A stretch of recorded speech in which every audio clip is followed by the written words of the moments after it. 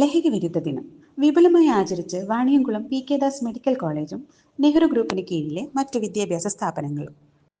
P K Das institute of medical സയൻസസിൽ community medicine വിഭാഗത്തിന്റെ ആഭിമുഖ്യത്തിൽ ബോധവൽക്കരണ സെഷൻ നടത്തി.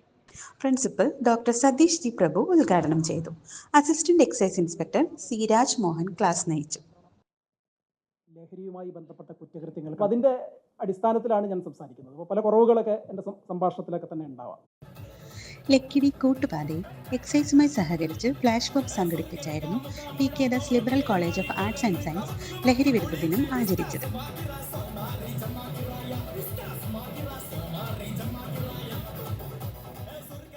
ലഹരി വിരുദ്ധ പ്രതിജ്ഞയുമെടുത്താണ് വിദ്യാർത്ഥികൾ പരിപാടി അവസാനിപ്പിച്ചത്. ഒരു പൗരൻ എന്ന നിലയിൽ ജീവിതവും സേവനവുമാണ് ലഹരി